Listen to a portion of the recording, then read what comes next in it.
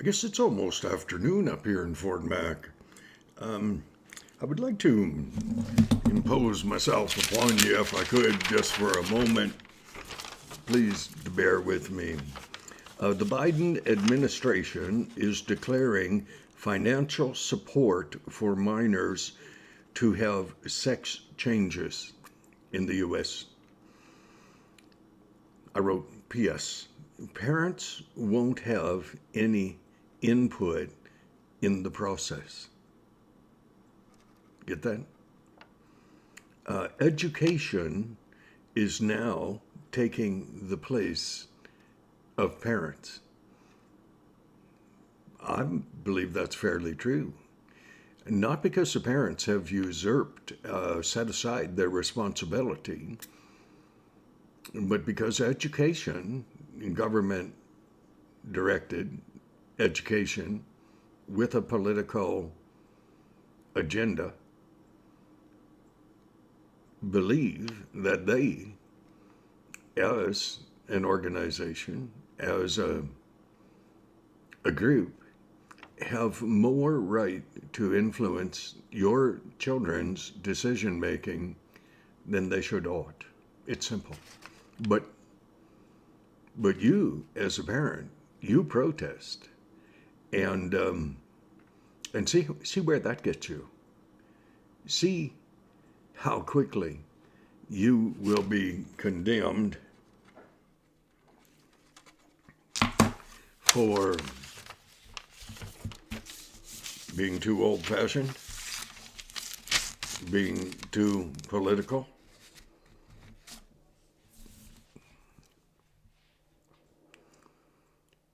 to be too unaccepting of other people's choices.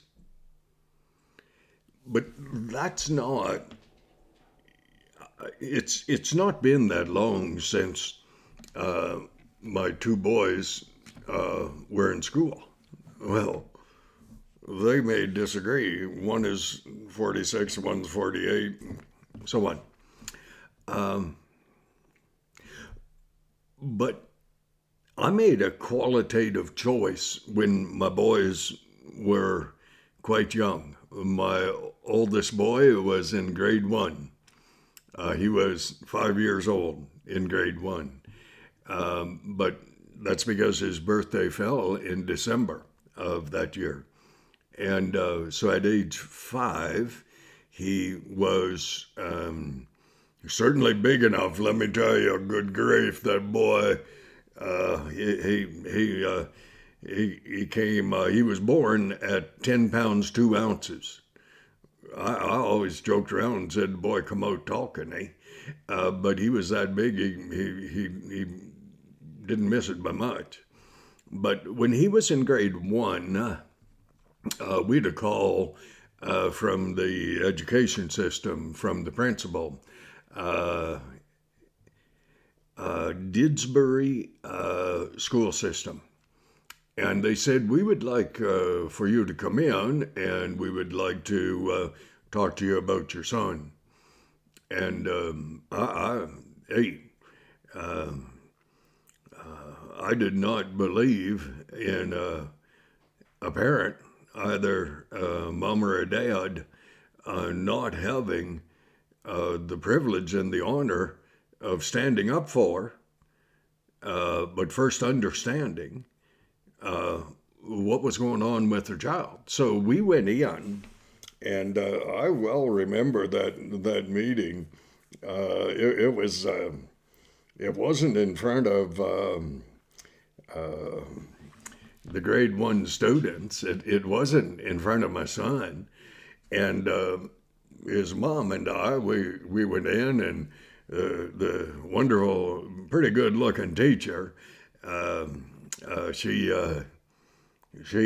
sat us down on the smallest little chairs that you would ever imagine. I'll have you know that my whole life, from the time I started to grow facial hair, and I guess that's not quite right. By the time I got tired of shaving, it was about 2 months after I was married in 1970 at 20 years of age. And I quit shaving. And so I had this black, really dark black beard and dark, dark brown hair. And it is not impossible that a few people may have considered at that era in time that I was not really too ugly to look at. And that teacher, wonderful lady, we sat, my wife of the day, my first wife, she and I, we sat on a couple of these little chairs, and my wife sat over there, and we kind of made a three-point thing, and the teacher sat, kind of directed herself towards me, and I purposed when I married that lady that I would not look at another lady at all. That was my choice. I did my best to live up to it, and I did.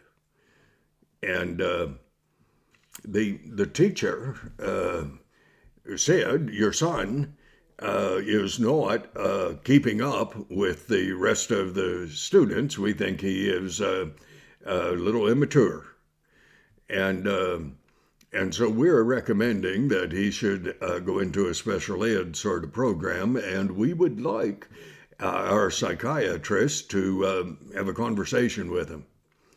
And I said, I don't mind your psychiatrist interviewing my son. I said, I'll be sitting there in the same room, the same time, every time that my boy speaks to a psychiatrist. Because I don't know your psychiatrist, and I don't trust people with my sons, either one. My job is to protect my wife to the death. You get that? Protect my sons to the death. That's a manly approach that I was taught by my mom. The teacher said, well, we need for your son to meet with a psychiatrist, and you can't be there. And I said, well, are there any other students, this was near the start of the year, any other students who also suffer from the same malady as my son? She said, yes. I said, how many? She said, 5. I said, from a commonality standpoint, what do they have in common? She said, what do you mean? I said, well, you have 5 or 6 children that you deem worthy of having the occasion to visit with a psychiatrist. And I said, what do they have in common? She said, well, they're all 5 years old. I said, excuse me, help me to understand this, because I'm a simple rancher, didn't have a ranch back then, sure had a heart for horses, and I grew up with horses. I said, you're telling me that all 5 of these kids, or 6, whatever, they're not 6 years old yet? No, she said their birthdays were such that we let them in at age 5 instead of, I should have asked, how many of these kids are female? I didn't, but I should have, because the world over, people who process thought realize that girl children are a little brighter, shall we say, more mature than their counterparts who are boys. And now, I had an edge on me that day that I met with that teacher, because unbeknownst to my wife, and they were kind of lined up together, the teacher positioned herself on her little tiny chair so that I saw that she had red underwear on, panties. Now, I was not hard to look at back then, but she did not know my heart, because my heart was for my God, for my spouse, for my children. That's the prioritization that I believe is right. Creator, spouse, children. I thank the lady. Not about the red underwear, red panties. I mean, that took me an extended period of time to forget.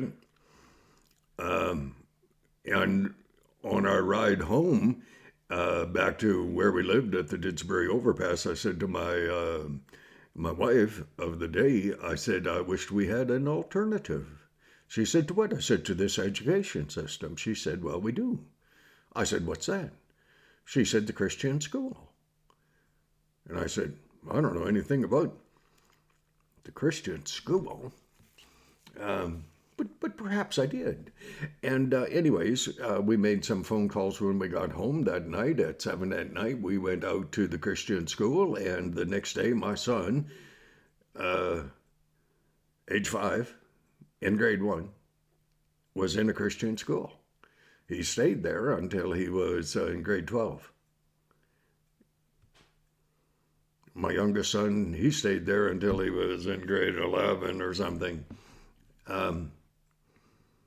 You have an option, an alternative. You don't like what education is doing to your children. You don't like the methodology whereby the education system is influencing your children in a manner that is not in keeping with your family morals, your family decisions. You as a parent, you contributed to the birthing. If you're a man, you contributed, let me tell you, to the birthing of that child. You're the mother. You're the one that suffered. And but you are the one in whose body that baby grew. My son grew a lot while he was in there. I nearly cost my first wife, ex-wife, her life, because 57 and a half hours of labor, and she was so weak she couldn't even talk. They finally did what is that called? I can't remember. Isn't that terrible? Anyways, something section. Anyways, they opened that little girl up and they pulled that big baby out. He'd never have fitted in any, there was no way he's coming out.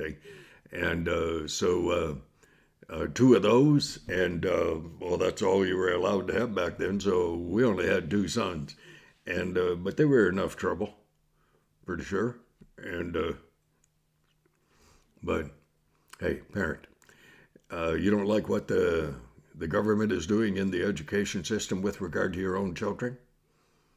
There are systems out there now that will allow you to educate your own children at home, which I'm telling you is a good idea, as long as you can get those kids involved in a swimming program, various programs outside school and outside the home, where the child has a chance to interact with other children. And then you're on the right track. So if you're tired, and you are really tired of the government's intervention in everything that they have decided they are the authority over now instead of you, then you take a good long look at homeschooling. Okay, don't whine, don't complain.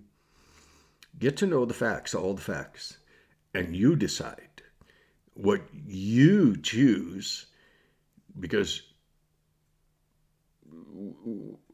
you choose what you believe is best for your children, and you walk in it. You can do that. for a while. That option may go away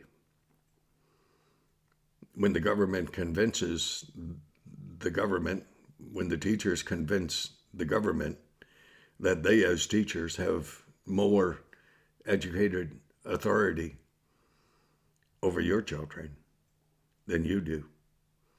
And you either do something now, stand up for what is right. Don't be afraid to get out there on thin ice if the cause is worthy. Your children, the cause is worthy. Let me tell you. God bless thee. Who in their right mind ever thought I would get on that tangent? I kind of enjoyed it. God bless.